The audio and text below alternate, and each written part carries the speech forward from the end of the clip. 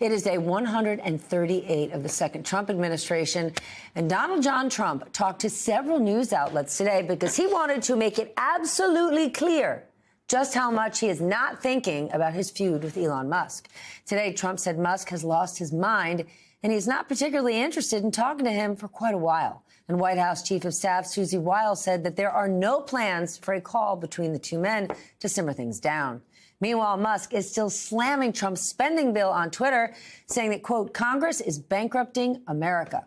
Remember, the disagreement over the bill is how this whole thing started.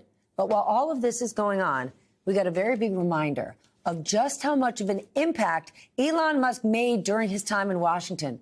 The Supreme Court has now allowed members of his Doge team, who are still there, to get access to sensitive data at the Social Security Administration. That can include Social Security numbers, medical records, and tax and banking information of you and me.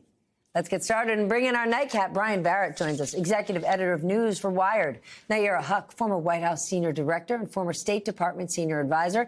She's now an MSNBC columnist. And Stephen Klubeck, Democratic candidate for California governor and former CEO and chairman of Diamond Resorts International. He's got a new book out this week, Facing Hard Truths, How Americans Can Get Real, Pull Together, and Turn Our Country Around. Michael Steele, let's start with you. Michael Steele, I don't even see you there. There we go. Trump is going to great lengths to show how much he does not care about Elon Musk. I mean, the fact that he's even taking calls from news outlets just to say, no, I don't like him. I really don't like him. I don't plan to talk to him soon. What does that tell you? Well, part of this is the game he plays. So it's cat and mouse, right? It's like what he's done with the press. It's like what he's done with other folks in his prior administration, where he gives them this rope and they go out and they play with the ball, right? And they just play with. And then at a certain point, he doesn't like the way they're playing with the ball, and then he goes after them, or they start to get some separation. For Trump, this is part of the game that he plays. The other part of it, though, is the consequences that come from it. And so at a certain point, it becomes a little bit more serious and a little bit more problematic. Trump still is in the game, but everybody else, whether you are one of our allies, whether you are a member of Congress, whether you are a business leader, having to deal with, okay, which part of this game are we going to play? What Elon Musk did went toe-to-toe and turned that corner where probably something happened that Elon wanted, was promised or whatever, didn't get it. And unlike others who were more afraid of Trump and what he may say or do on Twitter, Elon was like, well, dude, I got 220 million followers. So you want to play? Let's play. And so here we are. Now, at the end of the day, will Trump capitulate? Will Musk capitulate? It's really not the point, because I think where they end up is exactly where they're always going to end up. Musk got what he wanted. That is access to all of our data. He is in the sinews of government. And Trump got what he wanted, $250 million to get him elected, plus the cover Musk gave him to deconstruct the administrative state. And so now the boys and girls on the playground are playing a little rough with each other. That's the way it is. And it'll continue to be that way. These guys are just using each other to the extent that they can. And we have to stop acting like this is novel or different. No, this is their game. And we are suffering the consequences of it. Not to mention all the investigations into Elon Musk's businesses, the regulations his businesses faced.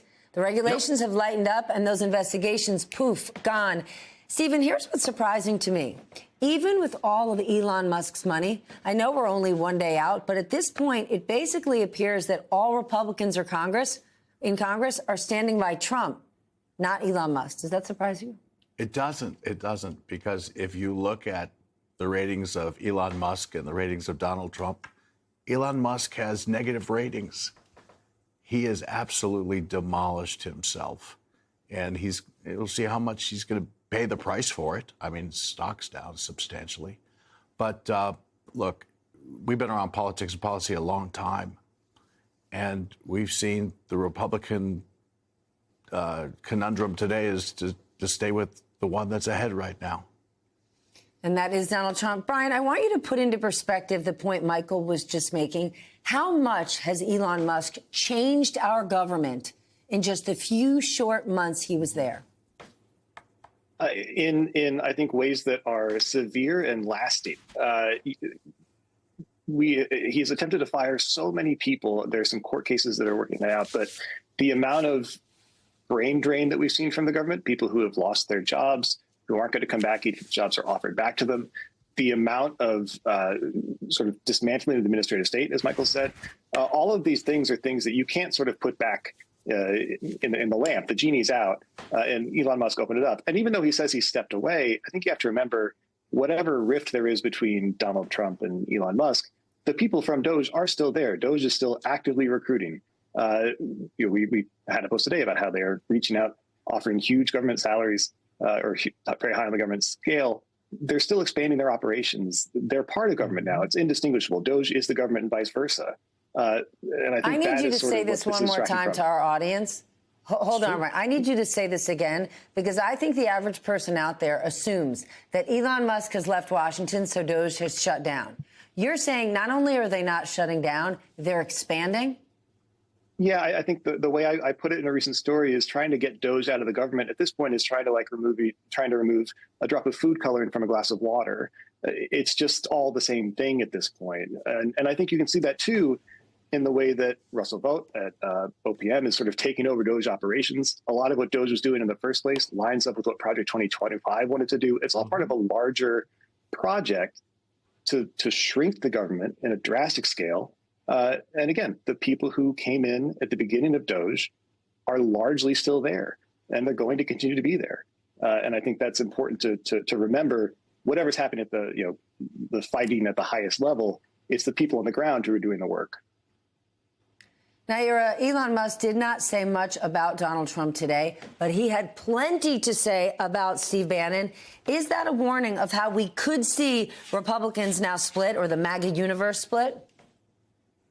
Oh, absolutely. And this has been the concern for a while, is you just had a lot of really heavy, short-fused male egos in key positions of power and trying to claim the mantle of the MAGA movement. And it is not a movement that is intellectually aligned. It's a movement that's been united behind Trump. And for Trump, Elon Musk was somebody who had a lot of money. Elon Musk separately believes that the United States and any government should be replaced by technology CEOs, and fundamentally does not believe that there should be a government that provides public services. It's interesting to see that that's the burning down of the administrative state was a very Steve Bannon type phrase, and maybe this is his opportunity now that he had been moved out of the White House. Trump had been upset that Steve Bannon got a Time magazine cover, and Steve Bannon's now just off on radio. This is now Steve Bannon's opportunity to try to get back in Trump's good graces. I'm curious to see if that's something Elon ever decides to do, because of all of the people who've had Trump falling outs, even Marco Rubio, folks who've been insulted, they have come back to try to get something from Trump. Elon Musk doesn't necessarily need anything from Trump. He got most of the tax credits for electronic vehicles under a Biden administration. If anything, Elon Musk's reputation has been damaged by joining the Trump administration. So this is probably the first male ego we've seen that can go toe-to-toe with Trump. Yep. He already got everything he needed. He's got all the money he could ever dream of. He doesn't need to go back. But I do want to remind everyone of how the president talked about Tesla over the last few months. Watch this. You got to give him credit. We want the future to look like the future, and it's kind of what kind of truck would Blade Runner drive? The one I like is that one. And I want that same color. You buying a Tesla will boost Tesla sales and boost Well, I their hope stock? it does. Look. Was that your goal I care by doing about this? one thing. When somebody's a great patriot, they shouldn't be hurt. He's a great patriot. I love Tesla. He loves Tesla. Well, now the New York Times says Donald Trump is looking to sell that red Tesla. What gives, Michael? Oh, God. Well, first off, it's Tesla, not Tesla. So there's that. A little technicality. Look, the front lawn of the White House is a showroom. And at that moment, again, back to my earlier point, they were both getting something out of this. And Trump knows and knew in that moment what he would say would help Tesla and its stock, would help Elon.